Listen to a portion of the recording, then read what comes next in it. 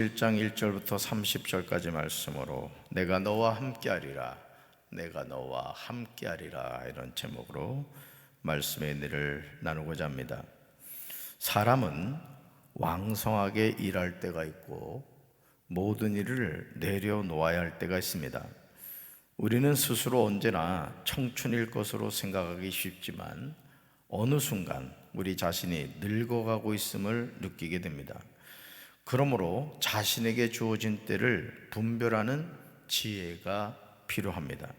신명기 31장에서 모세는 이런 자신의 심정을 솔직하게 고백하고 있음을 보게 됩니다.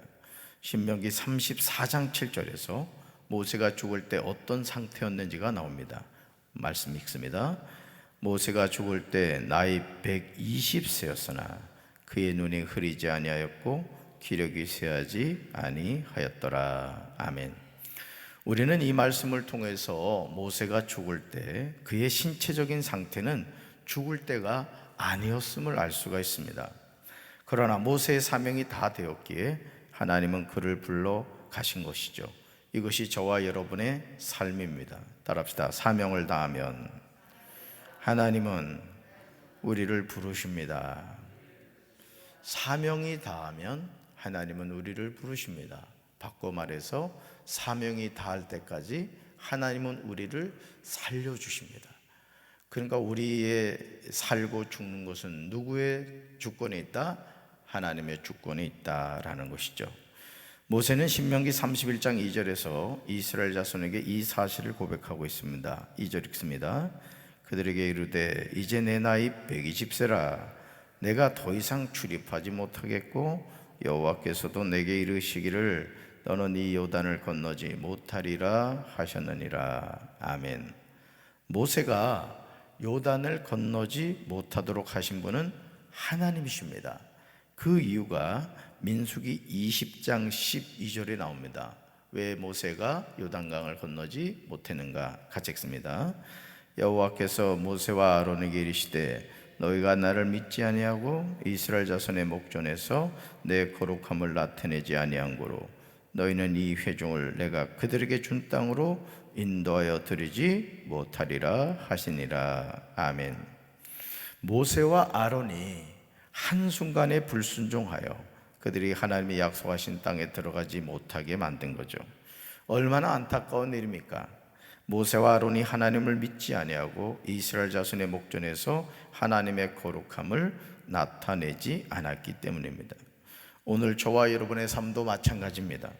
하나님의 말씀에 잘 순종해서 살아오다가 한순간부터 말씀에 떠나 자기 마음대로 살아서는 안 됩니다. 우리는 주님 앞에 서는 그날까지 겸손히 하나님만을 바라보며 말씀에 순종하는 삶을 살아야 할 줄로 믿습니다.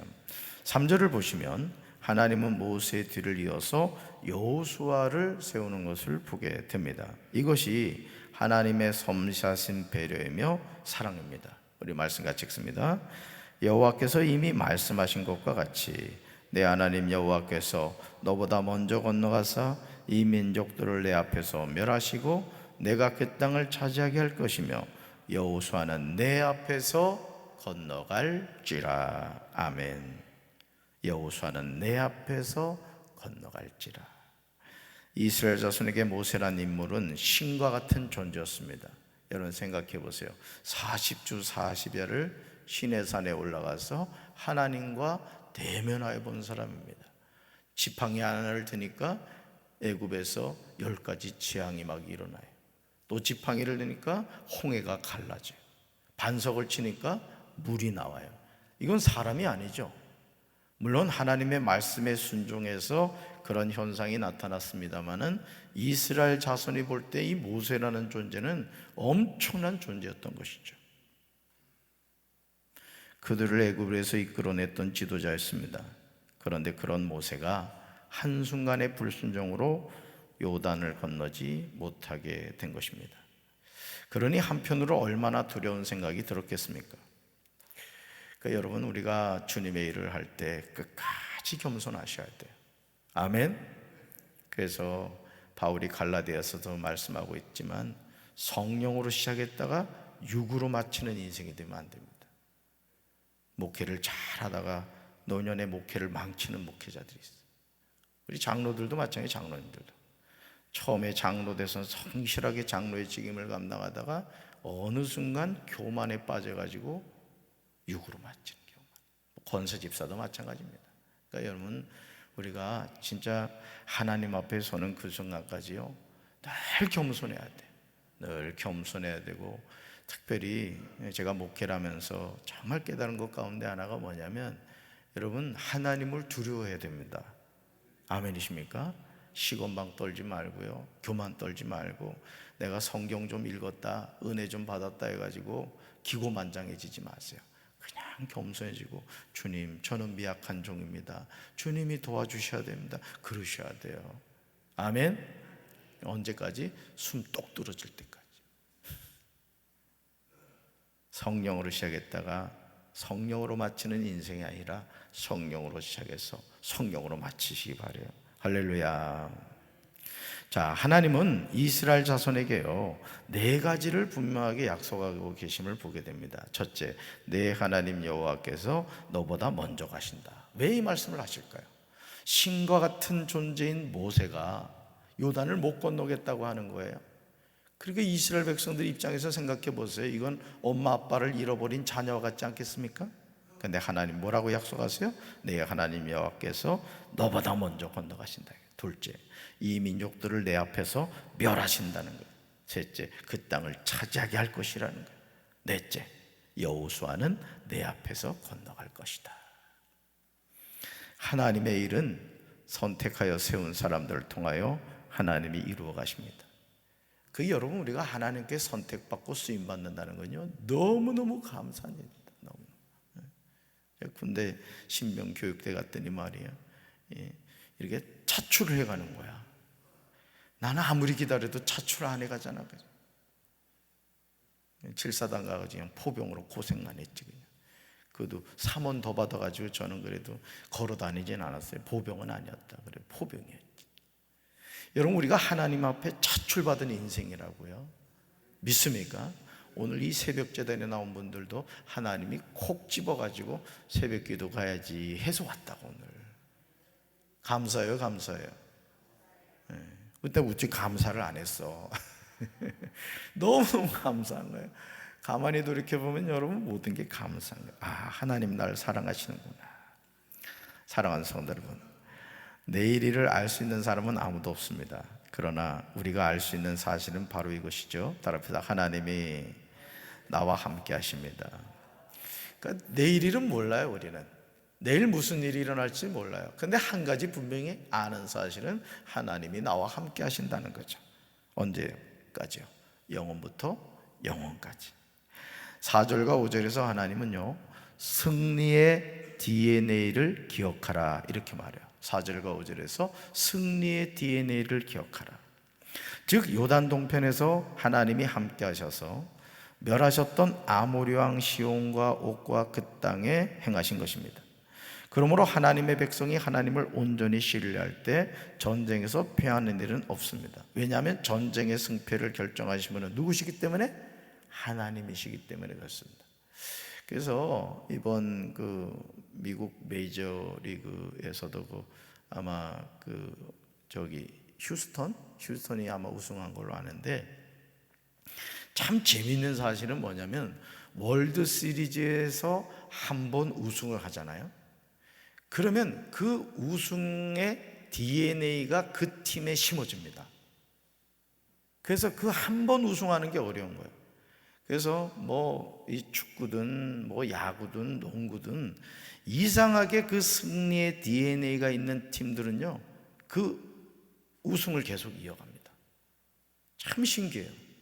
근데 잘하다가도 그런 경험이 없는 팀은 결정적인 순간에 이렇게 패하는 것을 보게 돼요. 여러분, 오늘 우리의 삶에도 마찬가지입니다. 여러분, 우리에게는 승리의 DNA가 있는 줄로 믿습니다. 왜? 하나님이 우리와 함께 하시기 때문이죠. 즉 요단 동편에서 하나님이 함께 하셔서 멸하셨던 아모리 왕 시온과 옥과 그 땅에 행하신 것입니다. 그러므로 여러분, 하나님의 백성이 하나님을 온전히 신뢰할 때 여러분, 전쟁에서 패하는 일이 없다. 왜? 전쟁의 승패를 결정하신 분 누구다? 하나님이시다. 그러므로 모세는 신명기 31장 6절에서 강조하고 있어요. 암송하셔야 될 말씀이에요. 같이 읽습니다. 너희는 강하고 담대하라. 두려워하지 말라. 그들 앞에서 떨지 말라. 이는 내 하나님 여호와 그가 너와 함께 가시며 결코 너를 떠나지 아니하시며 버리지 아니하실 것임이라 하고. 아멘. 수능 시험을 보는 자녀에게 이 말씀을 전해줘도 좋을 겁니다. 취업을 준비하는 자녀에게 얘야, 이 말씀을 꼭 암송하렴, 그렇게 전해줘도 좋을 말씀이에요. 이스라엘 자손이 요단을 건너가야 하는 땅은 하나님이 약속하신 땅입니다. 그럼에도 하나님이 약속하신 가나안 땅에 들어가려면 강하고 담대해야 된다는 거죠. 여러분, 우리가 천국 들어가는 것도요, 그냥 들어가는 게 아닙니다. 믿음을 가지고 강하고 담대한 사람이 들어가게 될 줄로 믿습니다. 두려워하지 말며 이방 민족 앞에서 떨지 말아야 돼요. 그래야만 그 땅을 정복할 수 있습니다. 그러나 무엇보다 우리가 기억해야 되는 중요한 사실은 바로 이것입니다. 하나님이 우리와 함께 가신다는 거예요. 이게 가장 중요한 거예요. 오늘 우리가 이 하루를 살면서도 우리 입술에서 어떤 고백이 있어야 되느냐? 하나님이 나와 함께 하십니다. 하나님이 우리와 함께 하십니다. 이 믿음의 고백이 있어야 된다는 것이죠. 하나님이 우리를 떠나지 아니하십니다. 우리를 버리지 아니하세요. 그러므로 우리는 하나님을 의지함으로 이 여정을 이어가는 거예요.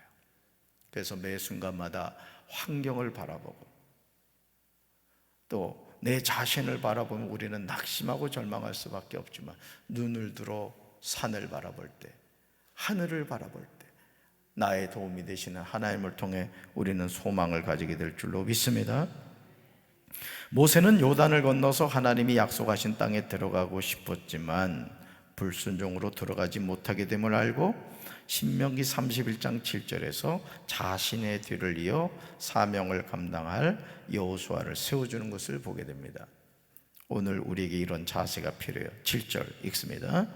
모세가 여호수아를 불러 온 이스라엘의 목전에서 그에게 이르되 너는 강하고 담대하라. 너는 이 백성을 거느리고 여호와께서 그들의 조상에게 주리라고 맹세하신 땅에 들어가서 그들에게 그 땅을 차지하게 하라. 아멘. 모세는 무엇 때문에 여호수아를 불러서 이스라엘 자손들이 보는 앞에서 말했을까요? 이유는 한 가지예요. 여호수아가 모세를 이어서 이스라엘 자손을 이끌어갈 지도자라는 사실을 각인시켜 준 것입니다. 우리는 어떤 일을 할 때 이런 자세를 가져야 됩니다. 자신의 후임자에게 이런 권위를 물려줄 수 있어야 되는 거예요. 그래서 제가 여러분들 앞에 아들뻘 되는 우리 전도사님들에 대해서, 여러분 전도사님들을 대할 때 항상 존댓말을 쓰십시오. 항상 영적인 지도자로 섬겨주십시오. 이렇게 하는 이유가 있습니다. 왜냐하면 우리가 부지불식간에 그 사실을 잊어버릴 때가 많거든요. 자꾸 얘기를 해줘야 되는 거예요. 여러분들, 아 그렇구나, 주의 종이구나. 지금 수련 가운데 있지만은 앞으로 한 교회를 이끌어가고 교단에서 일을 할 하나님의 종이구나. 이걸 여러분들한테 제가 자꾸 각인시켜 주는 거예요. 그러면서 여러분 스스로가 우리 전도사님들을 대할 때 항상 예의를 갖춰서 대하고 이렇게 해야 된다라는 것을 알려드리는 거죠.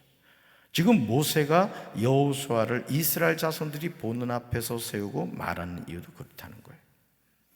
저와 여러분이 하나님이 맡겨주신 사명을 감당하기 위해서 절대로 필요한 것이요, 강하고 담대해지는 겁니다. 하나님의 일은 강하고 담대한 자가 감당하게 될 줄로 믿습니다. 그리고 우리가 어느 곳을 향해서 가고 있는지를 아는 거예요. 난 지금 어디를 향해 가고 있지? 이걸 아는 거예요. 우리가 가는 목적지는 하나님이 약속하신 땅 천국인 줄로 믿습니다. 이거예요. 결국 우리 인생의 여정이 어디에서 맞춰지느냐? 육신의 죽음으로 맞추는 게 아닙니다. 천성문을 열고 아버지 품에 안기는 그 순간 우리 육체의 여정은 맞춰지는 거예요. 그리고 그동안 우리가 입었던 이 육체는 한 줌의 흙으로 돌아가고 한 줌의 죄로 화해지고 우리의 영혼은 하나님 나라를 들어가는 거죠. 그리고 우리 몸도 어떻게 된다 그랬어요? 주님이 재림하시는 날 이 제로 된 흙으로 된 몸조차도 영광된 몸을 입고 부활하게 된다 그랬어요. 육의 부활이죠. 할렐루야. 하나님의 말씀에 순종하는 삶을 살아갈 때 8절에 나오듯이 그리하면의 복이 우리에게 주어집니다. 우리 8절 읽습니다. 그리하면 여호와 그가 내 앞에서 가시며 너와 함께하사 너를 떠나지 아니하시며 버리지 아니하시리니 너는 두려워하지 말라 놀라지 말라. 아멘. 이 성경에 그리하면의 복이 정말 많이 나옵니다. 이렇게 해라 그리하면 이렇게 하겠다, 이렇게 해라 그리하면 이렇게 하겠다. 저는 이걸 그리하면의 복이라고 말합니다. 순종의 복이죠. 사랑하는 성도 여러분, 하나님은 우리 앞에서 가시는 줄로 믿습니다. 하나님은 우리와 언제나 함께 하시는 줄로 믿습니다. 하나님은 우리를 떠나지 아니하시는 줄로 믿습니다. 하나님은 우리를 버리지 아니하시는 줄로 믿습니다. 그러므로 우리는 어떤 경우에도 두려워하지 말아요. 어떤 경우에도 놀라지 말아야 돼요. 여러분, 우리가 아이를 키울 때 막 천둥치고 그러면 애들 놀라잖아요. 어떻게 해요? 엄마가 가슴에 또는 아버지가 가슴에 이렇게 품어주죠. 그러면서 등을 톡톡톡 두드려줍니다. 무슨 얘기? 두려워하지 말아라. 아빠가 있다, 엄마가 있다. 그 심장 소리를 들으면서 아기는 평안을 찾죠. 우리 마찬가지. 모세는 신명기 31장 9절부터 13절에서 율법을 써서 여호와의 언약궤를 메는 레위 자손 제사장들과 이스라엘 장로들에게 주고 그들에게 명령하는데, 그 명령이 다음과 같습니다. 7해가 끝날 때마다 곧 빛을 면제해 주는 해 초막절에 이스라엘 자손이 하나님 앞에 모일 때 이 율법을 낭독하여 온 이스라엘에게 듣게 하라, 이렇게 전합니다. 그러면서 말씀에 대한 중요한 태도에 대해서 12절에서 알려줘요. 말씀에 대한 중요한 태도가 뭐냐? 12절 읽습니다. 곧 백성의 남녀와 어린이와 내 성읍 안에 거류하는 타국인을 모으고 그들에게 듣고 배우고 내 하나님 여호와를 경외하며 이 율법의 모든 말씀을 지켜 행하게 하고. 아멘. 이 파란 글씨를 여러분이 주목해 보셔야 돼요. 하나님의 말씀에 대한 중요한 태도가 있습니다. 첫째, 듣고 배우는 거예요. 이 듣는 게 참 중요합니다. 듣고 뭐 해야 된다? 배워야 된다. 둘째, 지켜 행하는 거예요. 듣고 배운 다음에는 지켜 행하는 삶을 살아야 됩니다. 여러분, 우리 신앙이라는 것은 성장하고 성숙해야 된다 그랬어요. 그러면 그러기 위해서 우리 어떻게 되냐? 자꾸 들어야 돼요. 말씀을 들어야 돼요. 그리고 배워야 됩니다. 아, 하나님은 이렇게 경외하는 거구나. 그 다음 어떻게 돼요? 배웠으면 지켜 행하는 삶을 살아야 됩니다. 아멘이십니까? 그러면서 우리 자신이 자꾸 성장하고 성숙해 가는 거죠. 이런 태도를 가질 때 우리는 하나님을 경외하는 삶을 살아가게 됩니다. 또한 우리 자신이 이러한 삶을 살아갈 때 우리 자녀에게도 하나님을 경외하는 삶을 살도록 가르쳐 줄 수 있습니다. 믿음의 계보는 계속해서 이어져야 되는 거예요. 할렐루야. 신명기 31장 14절부터 29절에서 하나님이 모세에게 하신 마지막 지시가 나옵니다. 먼저 14절에 그 장면이 나오죠. 저는 이 내용을 보면서 숙연한 마음이 들었어요. 우리도 죽을 기간이 가까이 다가오고 있음을 알아야 돼요. 어제 하루 벌써 살았잖아요. 그러니까 하루 짧아진 거예요. 그러니까 날로 주님 앞에 설 날이 가까이 다가오고 있다는 거예요. 그날과 그때는 안다 모른다? 몰라요. 주님이 언제 와라 하고 부르실지 알지 못한다는 거죠. 우리 14절 말씀 같이 읽습니다.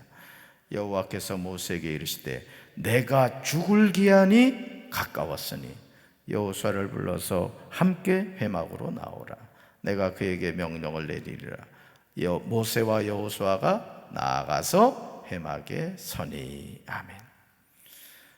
모세와 여호수아가 하나님의 말씀에 순종하여 회막 앞에 서 있는 모습을 상상해 보시기 바랍니다.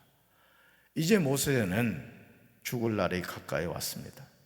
그러나 여호수아는 이스라엘 자손을 이끌고 요단을 건너서 하나님이 약속하신 땅을 정복해 가야 됩니다. 자, 한 사람은 죽고 한 사람은 하나님이 주신 사명을 이어가고 이것이 우리의 삶이라는 거죠. 신과 같은 존재였던 모세는 이제는 역사 속으로 사라지고 그 모세가 감당했던 사명을 누가 이어간다? 여호수아가 이어가는 거예요. 그러므로 하나님이 나에게 주신 사명이 있을 때 최선을 다해서 그 일을 감당하면 되는 거예요. 주님이 쓰시기 원할 때. 아멘이십니까? 그러니까 여러분들이 주님의 몸된 교회를 가꾸고 소중히 여기는 일도 그 중에 하나입니다. 여러분이 마치 사시는 집을 청소하듯이 주님의 몸된 교회도 수시로 와서 살피시라는 거예요. 왜?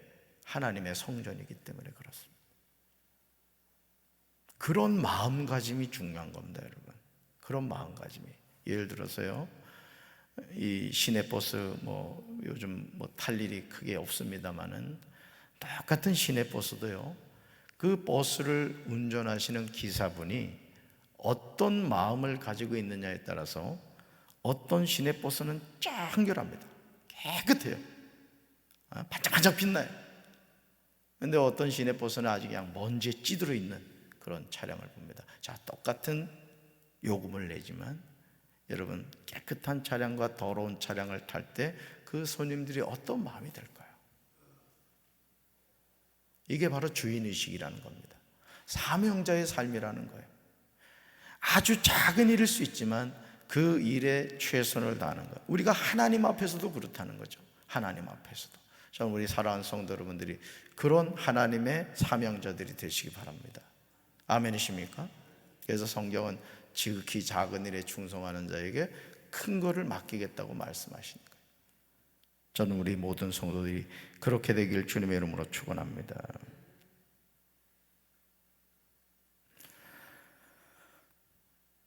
자, 그렇기 때문에 하나님이 나에게 주신 사명이 있을 때 최선을 다해서 그 일을 감당하면 되고요. 그리고 그 사명을 또 다른 여호수아에게 넘겨주셨을 때 우리는 우리에게 주어진 삶을 살아가면 되는 거죠. 하나님은 이것을 우리에게 가르쳐 주신다는 거죠.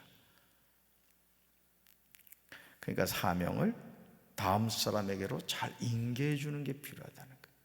예를 들어 내가 총여선교 회장을 했다. 그러면 그 다음 총여선교 회장이 그 일을 잘 할 수 있도록 해줘야 된다는 것이죠. 근데 참 안타까운 것은 교회에서 제가 이렇게 사역해 보면 그게 이어지질 않습니다. 그래서 늘 시행착오를 해요. 다시 처음부터 배워야 돼요. 왜? 그런 자신의 노하우를 전해주질 않아요. 너도 한번 고생해봐라. 이런 악한 마음을 품는 사람들이 있습니다. 그러지 마십시오. 교회가 성장하고 부흥해 가려면은 여러분 자신이 어떤 노하우를 알고 있다. 그러면 반드시 그거를 주변 사람들에게 알려주셔야 됩니다. 특히 이 교회 같은 경우 어떤 좀 안타까운 것이 있냐면은 나만 알려고 하는 그런 분들이 있어요. 그러면 안 돼요. 다 알아야 됩니다. 어디에 뭐가 있고 어디가 어떻게 되는지 이거를 늘 주변 사람들에게 알려주셔서 내가 하는 그 일을 내가 없을 때라도 누군가 이어지게 해야 된다는 거예요.